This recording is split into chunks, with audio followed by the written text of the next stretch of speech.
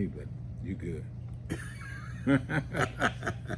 Well, folks, welcome to another edition of The Odd Couple. We haven't done this for a while, have we? It's about time. Hey, it's been a minute, so Yeah. we're back. We're back. That's right. That's true. Well, a little bit has happened, James, since the last time that we have done a podcast. We've just gone through a really difficult time with our tornado. Mm-hmm. And as you know, James is the police chief of the city that we're in right now in Mount Juliet. And we had a lot of damage here. A lot of damage. And this is, since I've been here on the force, this is our third tornado.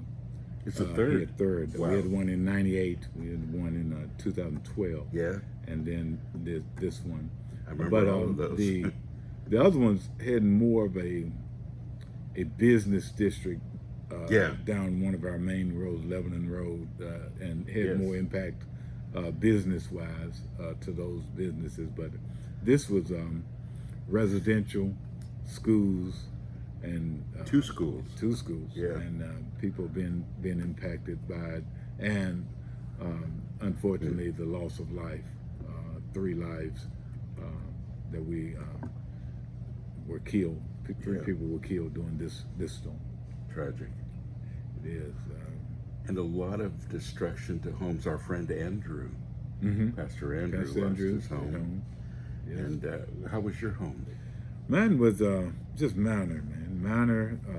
And what's amazing is that the amount of damage I received and limbs down and things like that, I'll probably get that in any bad storm. Yeah.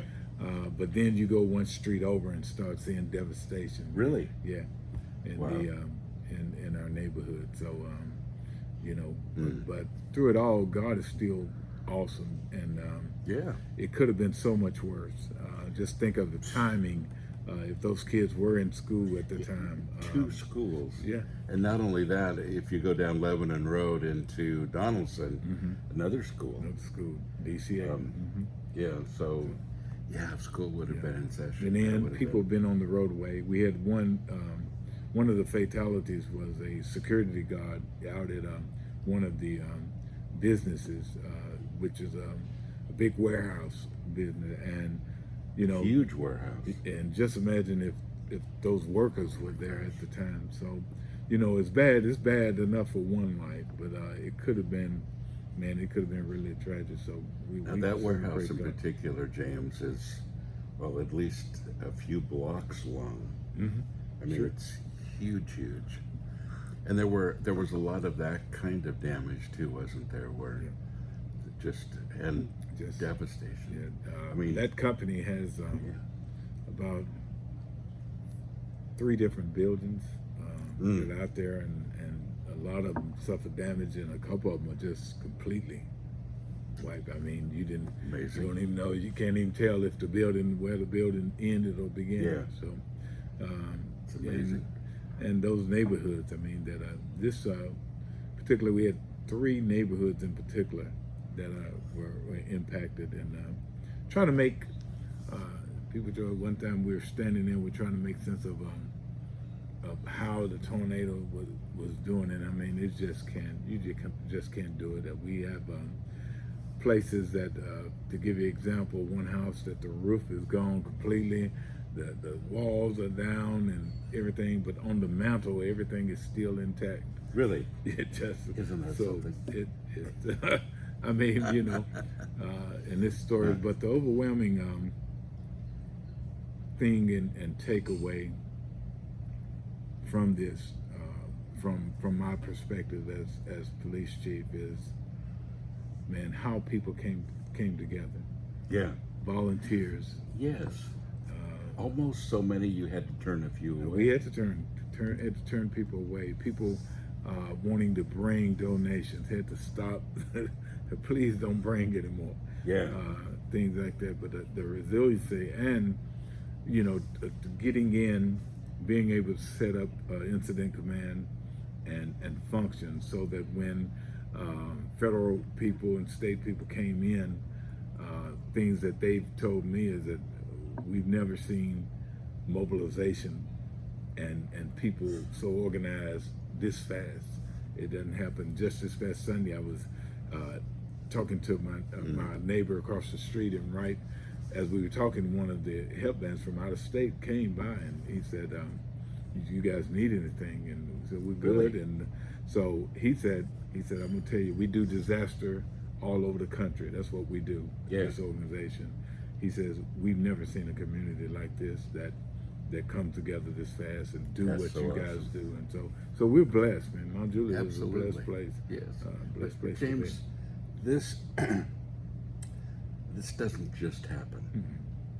I mean, you and city officials in Mount Juliet have a philosophy that actually promotes this kind of togetherness and this kind of community. Yeah.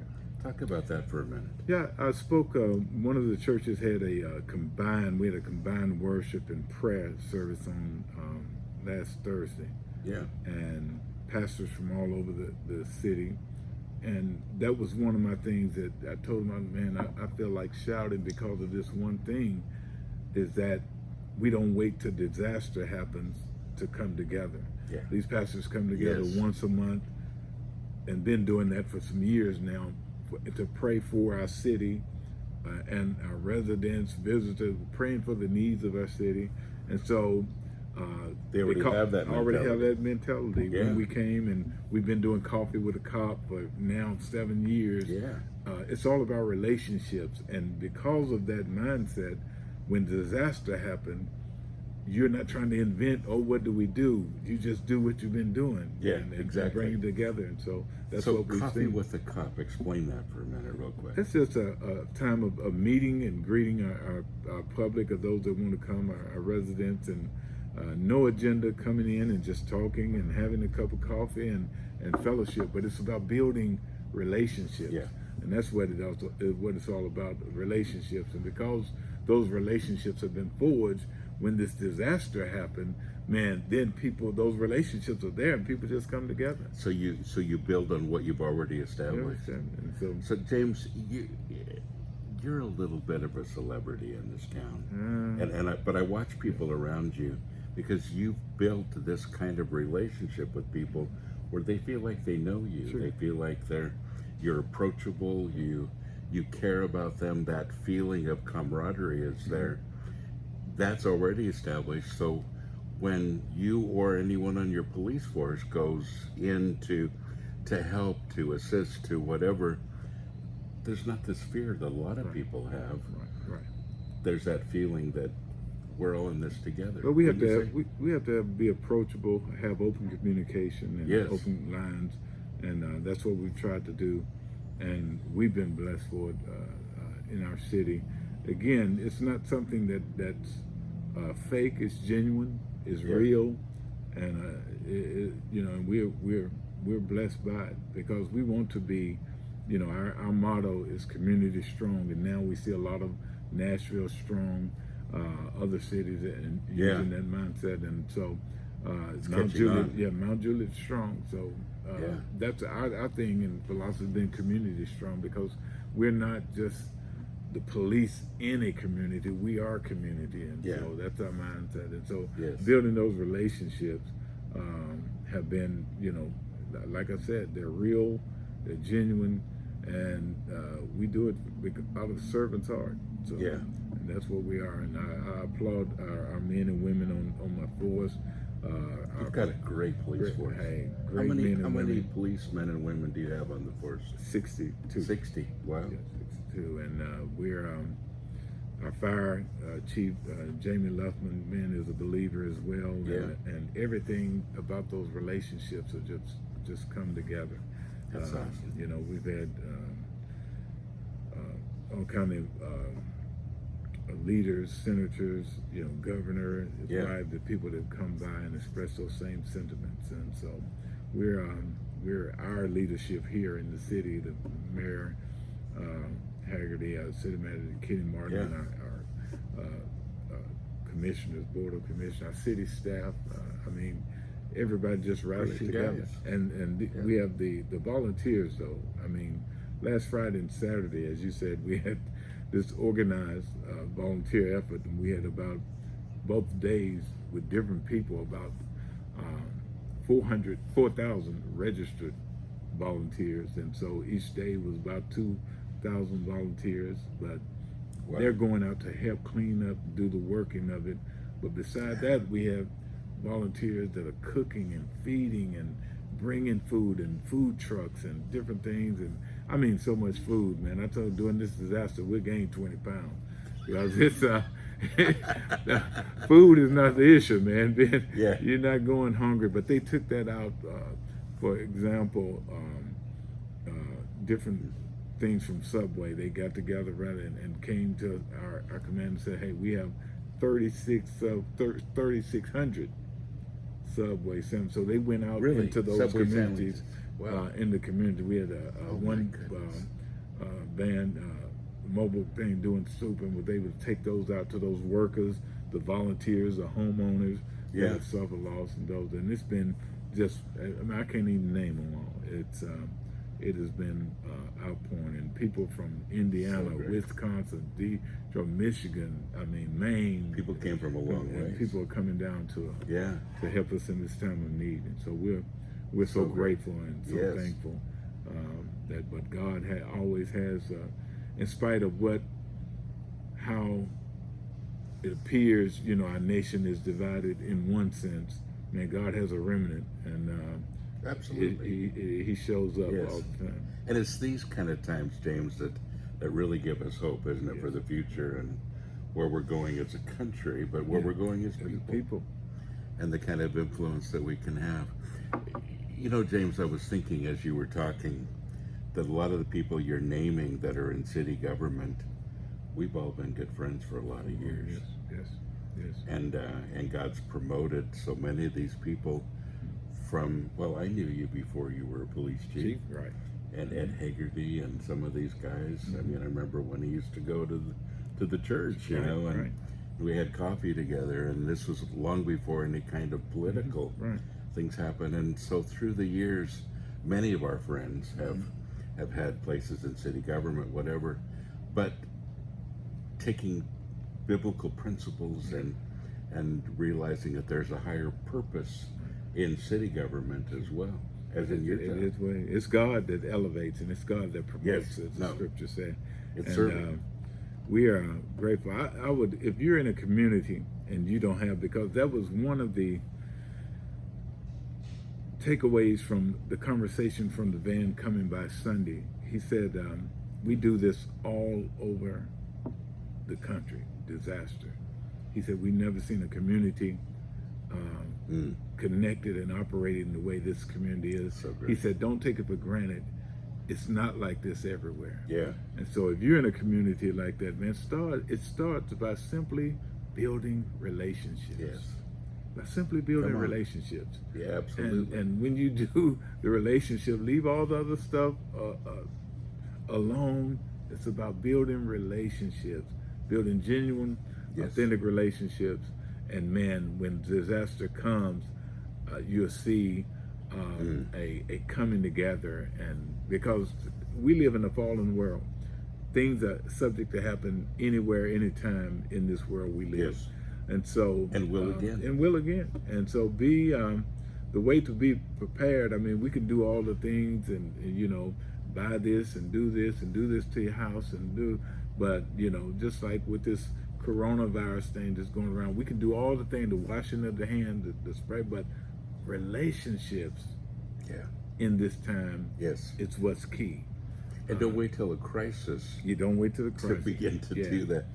James, I was doing an interview a couple days ago, and people were talking about how many folks have come to help the homeless during this time, because we had a lot of destruction, you know, by the bridge where we serve. And I mentioned, you know, there are 2 times that we have a lot of volunteers, Christmas and crisis. All right. And the rest of the year, sometimes we forget that there are needs there, there are people there. And I said, you know, the homeless are in crisis every day. Not just during a tornado, but it isn't just homeless. People next door to us, people down the street from us, people we work with are in crisis, whether there's a tornado or not. There are needs around us that we really do need to respond to. That's it. And the time to build those relationships and build that foundation is yesterday. Come on. Yeah. Yeah. I tell you what, it's been, and we couldn't share, we don't even have time to share, but it's been some great stories to come out of all this as well, man. Some Really? great testimonies, Share a some couple. great miracles. I mean, we had another officer, because I have two officers that have been impacted. One has been on our show, Jason Brockman. Yes. Lieutenant Brockman. He suffered damage, and I'm going through his house, and you just see shards of glass Oh my just goodness. in the walls, and 2x4 come from outside of the home into his son's bedroom. Oh my goodness. And so, And his yes, son was in the bedroom. and they've gotten out, and they have, so things of being of that. I have another detective that under Jason that her home. Jason's going to take a while. These homes that have been impacted even are going to take months and months to get back to being able to be livable. And so, but I have another detective, Sarah. Her house is it's total. Gone. Yeah, it's total. Hers was total. Wow. But another agency outside of our agency, but the guy lives here. Also, Wald. Home is destroyed. His son was pulled out of a window, top one, and outside, and but is alive. His wife suffered, I believe. They had to get staples and different things put in, but they're alive, and so It's amazing we didn't have more deaths. It's absolutely amazing. Yeah. But one of the great things, the people that we had an elderly couple, the Eatons that lost their life. Yeah. Going after the day after, we're going through the road. We had a county mayor and my captain and myself. We were over there visiting with the family, doing what we do. Yes. Praying and giving our condolences. And while we were there, we hear this loud screaming, and this is screaming like of joy, and it's tears and everything, but it's joy. And they were looking through it, and the son of this couple said, I wonder if they found the Bible. But what they found was a plaque, this little plaque made up, and on that plaque, and they said, the granddaughter said that this is what they live by, and that plaque says this. It says, "Don't tell God how big your storm is. Tell the storm how big your God is." And that was on there, and man, that's that's what we have to do. And man, it's just been so many things in the midst of this that have been. That's amazing. Just been great, and many more have testimonies of the goodness and grace of God at this time. So again, Amazing. You can't wait until it comes, man. And be prepared by, we can have all the external things going on in preparation, but again, the most important thing first is a relationship with our Creator. Yes. Secondly, a relationship with each other. Yes. And then when those big relationships are forged during crisis, hey, Huge. Yes, you'll see a blessing.